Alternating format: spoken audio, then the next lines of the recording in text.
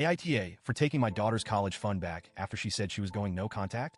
This is one of the hardest things I've ever written because I never thought I'd be here, questioning if I'm in the wrong for something that, deep down, feels like a betrayal from both sides. I, 45F, am a single mom, and I have been for the better part of my kids' lives. My husband passed away when Ella, 18F, and Jake, 16M, were still young. It's been just the three of us for years, and I've done everything in my power to support them, love them, and make sure they have opportunities one didn't.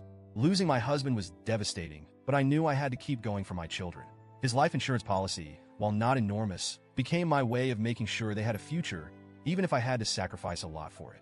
I started saving immediately after his passing. There wasn't a lot of extra money floating around. I worked full-time, paid for everything by myself, and skipped out on luxuries like vacations, new cars, even sometimes little treats for myself. Everything was geared toward ensuring their future, especially for their education. My husband and I always agreed on the importance of education, and it's something I tried to instill in my kids from an early age. My daughter, Ella, was always so ambitious.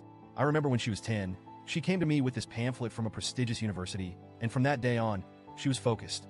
"I'm going to make something of myself, Mom," she used to say, and my heart would swell with pride. I knew she had the determination and drive. I wanted to be sure I could help her get there.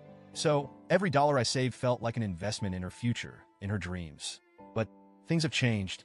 Ella started dating this guy, Matt, 19M, about 6 months ago. At first, I thought he seemed fine. He's a bit rough around the edges, but what do I know? Young love is messy and complicated. I didn't want to interfere too much. I always believed in giving my kids their independence.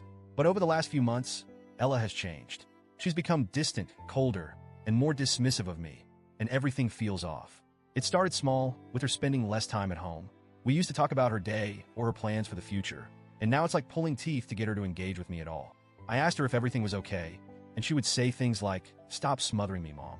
I'm not a little girl anymore," or, "You're always trying to control me." Her words started to sting more and more. One night, we had a big argument. Honestly, I can't even remember how it started, but it escalated quickly. Ella was shouting, saying things I never thought I'd hear from her. "Once I leave for college, I'm done with you, Mom. I'm going no contact. I won't need you or your money. I won't ever look back." Hearing those words, it broke something inside me. All I could think was, after everything I've sacrificed, after all the love and effort I put into making sure she had a chance at a good life, she's just going to cut me out? Like I never mattered? It felt like a slap in the face. I didn't say much then. I just stood there stunned. When she stormed off, I sat at the kitchen table and cried. For a few days, I kept to myself, trying to figure out what to do. I didn't want to make any rash decisions. But I started thinking, if Ella really wanted nothing to do with me, if she was planning to leave and never speak to me again, why should I continue to support her education? The money I've been saving isn't just for her. It's for both her and Jake. If she's going no contact, wouldn't it be fair to take that portion and put it toward Jake's future, or maybe even save some for myself?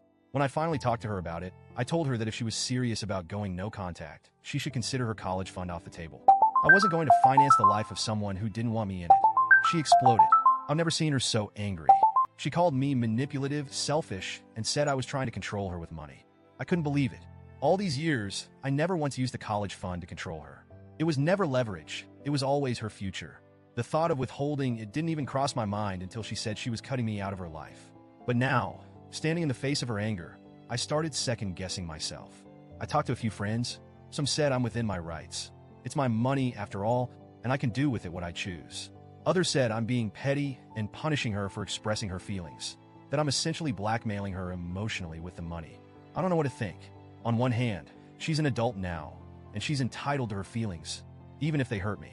But on the other hand, I can't just ignore the fact that I've sacrificed so much for her, and now she's saying she wants nothing to do with me. Update. After reading the comments, I've realized a few things. First, I don't want to make a decision out of anger or fear of being abandoned.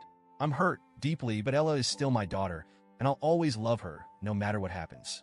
I've also started considering that maybe there's more going on here than I initially thought. Some commenters suggested that Matt might be influencing her or even emotionally manipulating her, and honestly, it's been weighing on me. I've decided to hold off on making any final decisions about the college fund. For now, I'm going to keep it intact. I won't use it for Jake or myself until I've had a real conversation with Ella. I want to make sure she's okay, that this isn't just the influence of a toxic relationship clouding her judgment. If she still decides to go no contact, I'll respect her decision, but I hope we can come to some understanding before then. I love my daughter, and I don't want money to be the thing that drives a permanent wedge between us. So, AIDA? Or am I just a mother struggling to protect both my child's future and my own heart from breaking.